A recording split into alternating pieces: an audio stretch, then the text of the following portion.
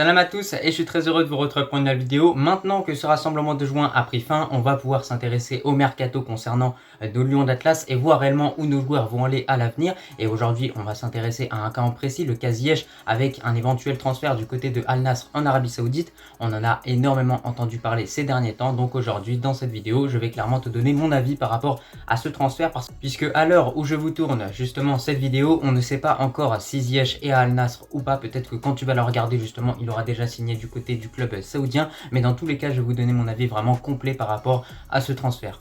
Mais avant qu'on commence avec cette vidéo, si ce n'est pas fait, je t'invite à t'abonner, à liker et à commenter cette vidéo. Bien évidemment, un grand merci à l'ensemble des personnes qui feront ça. Et d'ailleurs, récemment, on a passé la barre de 11 000 abonnés. Donc, bien évidemment, je remercie toutes les personnes qui commentent, qui likent et qui partagent les vidéos. C'est grâce à vous, encore une fois, qu'on a pu franchir ce palier.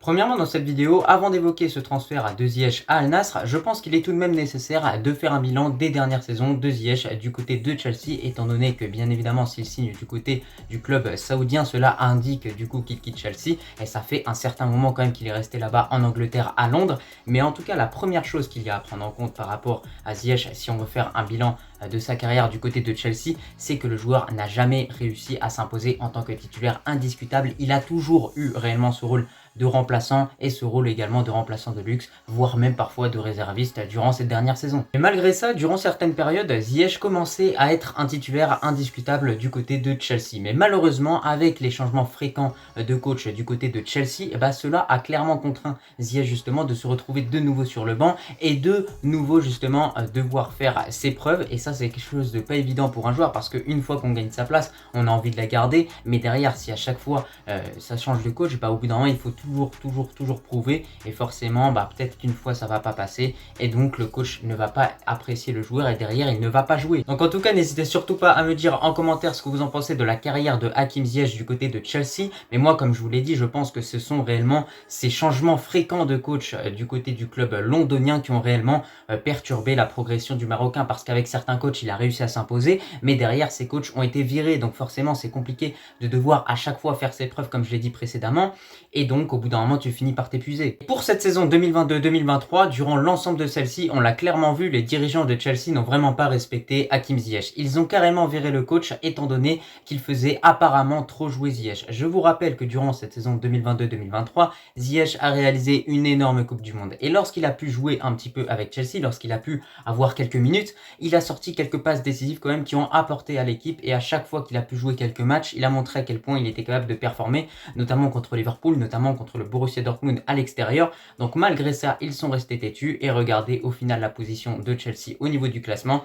C'est logique, il faut faire confiance aux bons joueurs, ils n'ont pas fait confiance aux bons joueurs, et clairement derrière après ça se paye cash au niveau du classement. Donc pour finir par rapport au parcours de Ziyech avec Chelsea, comme je vous l'ai dit, ça a été que des hauts et des bas pour le Marocain, donc vraiment on a hâte qu'il quitte ce club là, parce que ce qu'il a vécu là-bas c'est vraiment une honte. Après avoir fait un petit bilan de Ziyech à Chelsea, on va maintenant parler de sa situation actuelle, et on ne peut que uniquement justement s'appuyer sur les dernières performances qu'il a pu faire avec le Maroc. Et honnêtement, en tant que Marocain, je vous le dis, que ce soit contre le Cap-Vert ou bien contre l'Afrique du Sud, Ziyech a vraiment su sortir des performances très convenables. On a vu à quel point il avait encore des choses à apporter à notre équipe nationale, surtout offensivement. Il a quand même marqué le seul et l'unique but de ce dernier rassemblement de juin, donc franchement, heureusement, on le remercie pour ça, parce que vraiment, ne pas marquer contre l'Afrique du Sud et contre le Cap-Vert, ça aurait vraiment été une honte. En plus de ça, ce but qu'il a inscrit contre l'Afrique du Sud est vraiment magnifique. Il montre avec ce but justement qu'il est encore capable d'éliminer, encore capable de percuter et surtout de bien finir les actions, parce que la finition qu'il a eue sur cette frappe est vraiment incroyable. Mais de façon générale, comme je vous l'ai dit, pour ce rassemblement de juin et même pour la situation actuelle de Ziyech, le joueur est plutôt en forme, et c'est pour ça que clairement il doit trouver un club qui mérite justement de l'avoir, qui mérite d'avoir ce joueur-là qui peut organiser le jeu, qui peut avec ses passes dynamiser le jeu d'une équipe et apporter de la vitesse, et donc c'est pour ça qu'on espère qu'il trouvera un bon club. Maintenant, on va parler de ce futur transfert ou de ce transfert tout court de Ziyech du côté de Al Nassr, parce que comme je vous l'ai dit, au moment où je vous tourne cette vidéo, il n'a pas encore signé dans le club saoudien, donc c'est pour ça que je parle un petit peu au futur, mais clairement mon avis sera le même qu'il signe ou qu'il ne signe pas dans ce club-là. Écoutez, tout d'abord, d'après les dernières informations que j'ai pu entendre, les Saoudiens auraient réussi justement à convaincre Hakim Ziyech de rejoindre l'Arabie Saoudite. Alors pour moi, il a clairement été convaincu avec la somme d'argent justement qu'on va lui filer, parce qu'il aura un salaire annuel de 20 millions d'euros. Et apparemment, il manque plus que les deux clubs, donc Al Nassr et Chelsea, se mettent réellement en accord pour qu'il y ait justement l'officialisation. Après, ce dont je vous parle actuellement, ce sont seulement des rumeurs. On verra du coup dans les prochains jours, dans les prochaines heures peut-être pour moi du coup au moment où je vous fais cette vidéo si ce transfert est officialisé. Mais en tout cas, moi là maintenant, je vais directement vous donner mon avis. Donc premièrement, moi en tant que Marocain, je pense que vous l'avez clairement remarqué sur la chaîne, Hakim Ziyech c'est vraiment un joueur que j'apprécie beaucoup. Et c'est pour ça que je trouve que aller en Arabie Saoudite du côté de Al Nassr pour un joueur comme Ziyech, ce serait vraiment du gâchis. Je pense que c'est un joueur qui a encore des choses à faire justement en Europe, que ce soit du côté de la Ligue 1, de la Serie A, de la Liga, peu importe le championnat, il faut qu'il aille dans un club qui est dans les 5 grands championnats.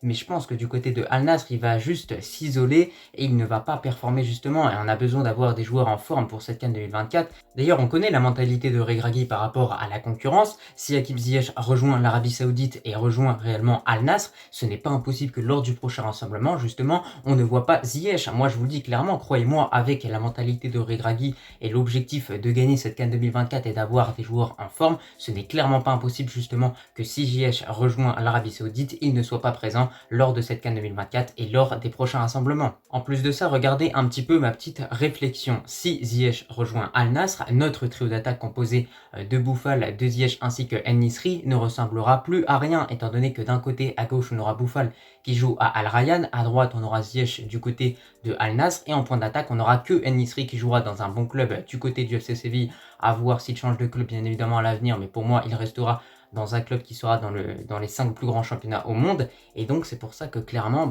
ça devient grave quoi. Mais surtout, je pense que si Ziyech ne doit pas aller en Arabie Saoudite, c'est notamment pour son âge. Le joueur a seulement 30 ans de base. Les joueurs vont dans ce genre de club lorsqu'ils ont 34 ans, lorsqu'ils ont 33 ans ou même 32 ans au pire. Mais là, il a seulement 30 ans. Il a encore des choses justement à prouver en Europe. Il peut encore trouver un bon club qui peut réellement lui permettre d'être prêt pour cette CAN 2024 et même pour les prochaines échéances, parce qu'on n'en parle pas, mais il y a la CAN 2024, il y a la CAN 2025, il y a également la Coupe du Monde 2030, Inch'Allah, qui se déroulera du côté du Maroc, et la Coupe du Monde 2026, j'en ai pas parlé. Donc forcément, vis-à-vis de toutes ces échéances, il va falloir être prêt et aller dans un club comme Al Nassr. Ce n'est pas pour moi la bonne option pour un joueur comme Ziyech justement au niveau du long terme. Donc en tout cas, vous connaissez mon avis par rapport à un transfert de Ziyech du côté de Al Nassr. Moi en tout cas, je vous l'ai dit, pour moi c'est vraiment du gâchis total. C'est un joueur qui a encore des choses justement à prouver en Europe, qui peut encore apporter dans un des plus grands clubs au monde justement, que ce soit du côté de l'AC Milan ou même l'Inter Milan. Voilà, en Serie A, il peut vraiment trouver quelque chose de bien. Il y a également Manchester United qui peut également le récupérer derrière. Donc franchement, moi je trouve ça très très dommage.